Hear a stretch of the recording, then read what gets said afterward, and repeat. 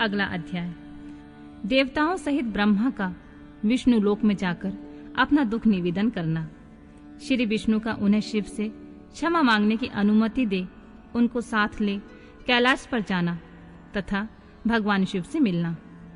नारद जी कहते हैं, विधाता महाप्राज्ञ, आप शिव तत्व का साक्षात्कार कराने वाले हैं। आपने यह बड़ी अद्भुत एवं रमणीय शिव लीला सुनाई है। तात, वीरभद्र जब दक्ष के यज्ञ का विनाश करके कैलाश पर्वत पर चले गए तब क्या हुआ, हमें यह बताइए। ब्रह्मा जी बोले, नारद, रुद्रदेव के सैनिकों ने जिनके अंग भंग कर दिए थे वे समस्त पराजित देवता और मुनि उस समय मेरे लोक में आए। वहां मुझ स्वयंभू को नमस्कार करके सबने बारंबार मेरा स्तवन किया। फिर अपने विशेष क्लेश को पूर्ण रूप से सुनाया।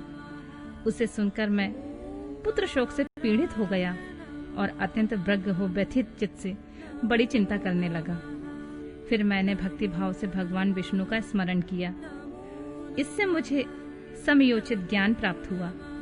तदनंतर देवताओं और मुनियों के साथ मैं विष्णु लोक में गया और वहां भगवान विष्णु को नमस्कार एवं नाना प्रकार के स्तोत्रों द्वारा उनकी स्तुति कर उनसे अपना दुख निवेदन किया। मैंने कहा, देव, जिस तरह भी यज्ञ पूर्ण हो, यजमान जीवित हो और समस्त देवता तथा मुनि सुखी हो जाएं, वैसा उपाय कीजिए। देवाधिदेव रामानाथ, देव सुखदायक विष्णु, हम देवता और मुनि निश्चय ही आपकी शरण में आए हैं। मुझ ब्रह्मा जी की यह बात सुनकर भगवान लक्ष्मीपति विष्णु, जिनका मन सदा शिव में लगा रहता है और जिनके हृदय में कभी दीनता नहीं आती, शिव का स्मरण करके इस प्रकार बोले। श्री विष्णु ने कहा, देवताओं, परम समर्थ तेजस्वी पुरुष से कोई अपराध बन जाए तो भी उसके बदले में अपराध करने वाले मनुष्यों के लिए वह अपराध मंगलकारी नहीं हो सकता है। विधाता, समस्त देवता परमेश्वर शिव के अपराधी हैं, क्योंकि इन्होंने भगवान शंभु को यज्ञ का भाग नहीं दिया। अब तुम सब लोग शुद्ध हृदय से शीघ्र ही प्रसन्न होने वाले भगवान शिव के पैर पकड़कर उन्हें प्रसन्न करो, उनसे क्षमा मांगो। जिन भगवान के कुपित होने पर यह सारा जगत नष्ट हो जाता है तथा जिनके शासन से लोकपाल सहित यज्ञ का जीवन शीघ्र ही समाप्त हो जाता है, वे भगवान महादेव इस समय अपने प्राण वल्लभा सती से बिछुड़ गए हैं तथा अत्यंत दुरात्मा दक्ष ने अपने दुर्वचन रूपी बाणों से उनके हृदय को पहले से ही घायल कर दिया है। अतः तुम लोग शीघ्र ही जाकर उनसे अपने अपराधों के लिए क्षमा मांगो। विधे, उन्हें शांत करने का केवल यही सबसे बड़ा उपाय है। मैं समझता हूँ ऐसा करने से भगवान शंकर को संतोष होगा। यह मैंने सच्ची बात कही है ब्राह्मण। मैं भी तुम सब लोगों के साथ शिव के निवास स्थान पर चलूंगा और उनसे क्षमा मांगूंगा।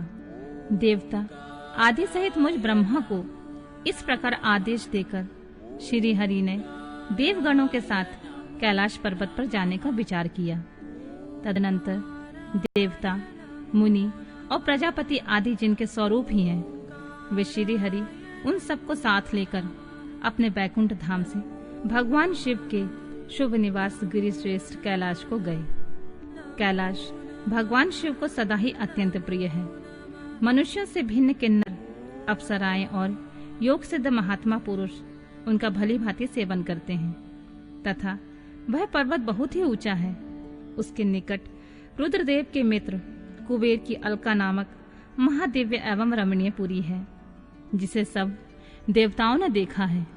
उस पुरी के पास ही सौगंधित वन भी देवताओं की दृष्टि में आया, जो सब प्रकार के वृक्षों से हरा भरा एवं दिव्य था। उसके भीतर सर्वत्र सुगंध फैलाने वाले सौगंधिक नामक कमल खिले हुए थे। उसके बाहरी भाग में नंदा और अलकनंदा, ये दोनों अत्यंत पावन दिव्य सरिताएं बहती हैं, जो दर्शन मात्र से ही प्राणियों के पाप हर लेती हैं। यक्षराज कुबेर की अलकापुरी और सौगंधिक वन को पीछे छोड़कर आगे बढ़ते हुए देवताओं ने थोड़ी ही दूर पर शंकर जी के बट वृक्ष को देखा।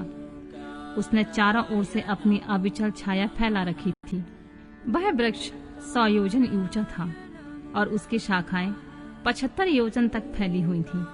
उस पर कोई घोंसला नहीं था और ग्रीष्म का ताप तो उससे सदा दूर रहता था। बड़े पुण्यात्मा पुरुषों को ही उसका दर्शन हो सकता है। वह परम रमणीय और अत्यंत पावन है। वह दिव्य वृक्ष भगवान शंभु का योग स्थल है। योगियों के द्वारा सेव्य और परम उत्तम है। मुमुक्षुओं के आश्रयभूत उस महायोगमय बट वृक्ष के नीचे विष्णु आदि सब देवताओं ने भगवान शंकर को विराजमान देखा। मेरे पुत्र महासिद्ध सनकादि, जो सदा शिव भक्ति में तत्पर रहने वाले और शांत हैं, बड़ी प्रसन्नता के साथ उनकी सेवा में बैठे थे। भगवान शिव का श्री विग्रह परम शांत दिखाई देता था। उनके सखा कुबेर, जो गुहाकों और राक्षसों के स्वामी हैं, अपने सेवक गणों तथा कुटुंबी जनों के साथ सदा विशेष रूप से उनकी सेवा किया करते हैं। वे परमेश्वर शिव उस समय तपस्वी जनी को परम प्रिय लगने वाला सुंदर रूप धारण किए बैठे थे। भस्म आदि से उनके अंगों की बड़ी शोभा हो रही थी। भगवान शिव अपने वत्सल स्वभाव के कारण सारे संसार के सुहृदय हैं।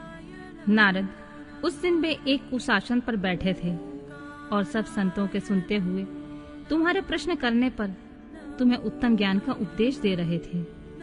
वे बायां चरण अपनी दाईं जांघ पर और दायां हाथ बाएं घुटने पर रखे, कलाई में रुद्राक्ष की माला डाले सुंदर तर्क मुद्रा से विराजमान थे। इस रूप में भगवान शिव का दर्शन करके उस समय विष्णु आदि सब देवताओं ने दोनों हाथ जोड़कर मस्तक झुकाकर तुरंत उनके चरणों में प्रणाम किया और मेरे साथ भगवान विष्णु को आया देख सत्पुरुषों के आश्रयदाता भगवान रुद्र उठकर खड़े हो गए।